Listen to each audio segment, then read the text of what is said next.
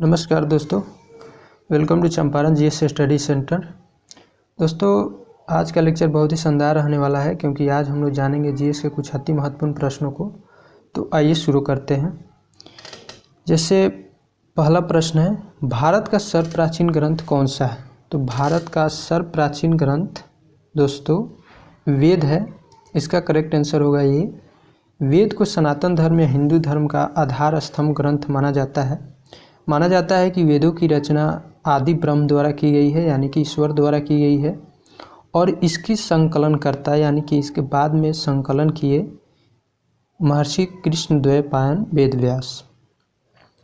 वेदों की संख्या 4 है, जिसमें शामिल है ऋग्वेद, यजुर्वेद, सामवेद और अथर्ववेद।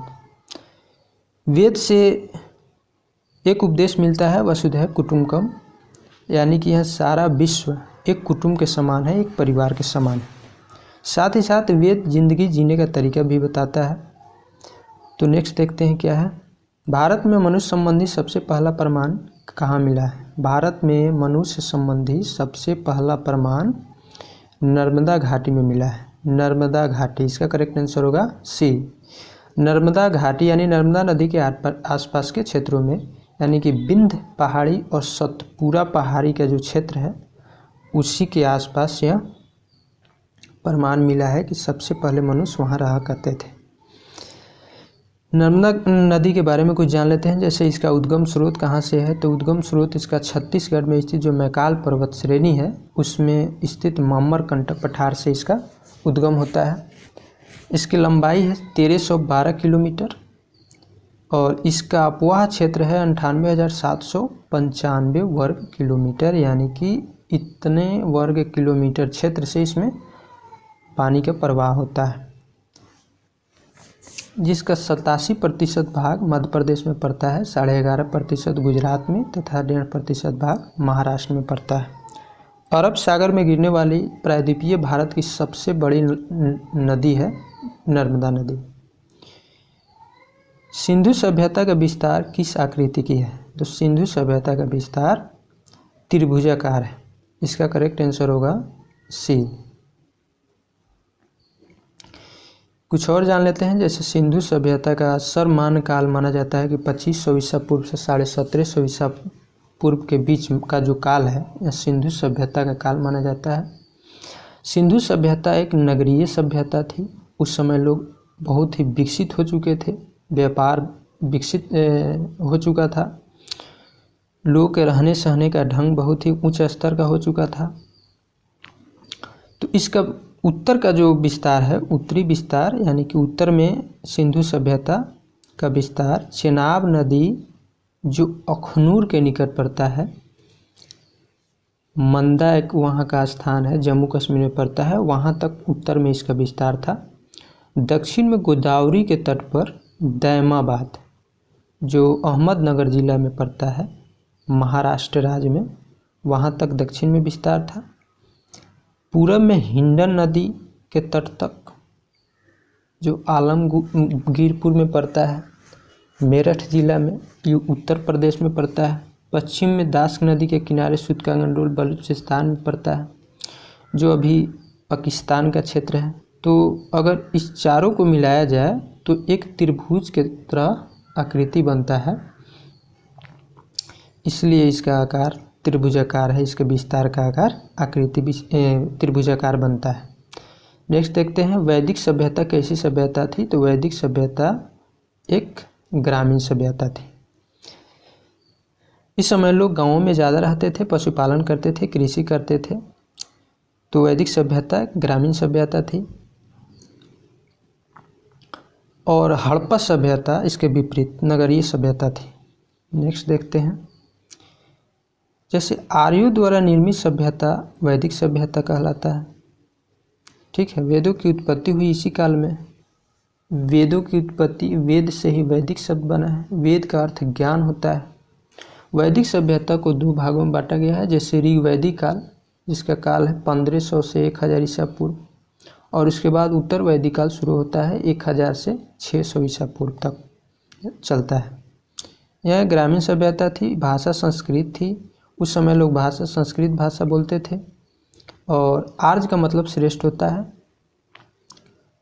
कहाँ से आए, तो आर्य माना जाता है कि मध्य एशिया से आए थे, ये मैक्स मुलर के अनुसार यह माना जाता है।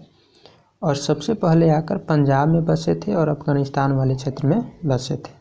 बाद में धीरे धीरे जैसे जैसे विकसित होते गए पूरे भारत में अपना विस्तार कर लिए। महाजनपदों की जानकारी हमें किस ग्रंथ से मिलती है, तो महाजनपदों की जानकारी हमको अंगुत्तर निकाय नामक बौद्ध ग्रंथ से मिलती है। इसका करेक्ट आंसर होगा सी। चलिए नेक्स्ट देखते हैं। जैसे जैन धर्म के संस्थापक एवं प्रथम तीर्थंकर कौन थे? जैन धर्म के संस्थापक एवं प्रथम तीर्थंकर ऋषभदेव थे। इसका करेक्ट आंसर होगा ए।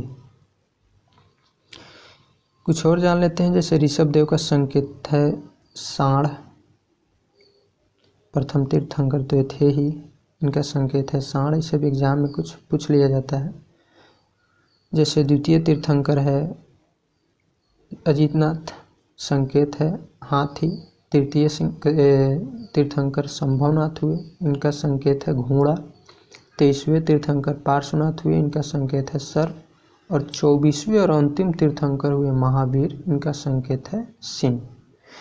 महावीर के काल में जैन धर्म बहुत ही विकसित हुआ और इसका प्रसार बहुत ही चरम सीमा पर पहुंचा, यानी कि बहुत दूर दराज तक लोग जैन धर्म को जाने। अरबों ने भारत पर पहला सफल आक्रमण किसके नेतृत्व में किया? तो इसका करेक्ट आंसर होगा डी, मोहम्मद बिन कासिम। मोहम्मद बिन कासिम 712 ईस्वी में सिंध पर आक्रमण किया था और उस समय सिंध का शासक दाहिर एक हिंदू शासक था। दाहिर को पराजित किया, उसके बाद वहाँ से खूब धन दौलत लूटा।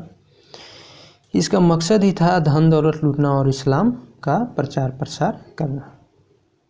नेक्स्ट देखते हैं। जैसे उत्तराधिकार युद्ध में गुरु गोविंद सिंह ने किसका साथ दिया?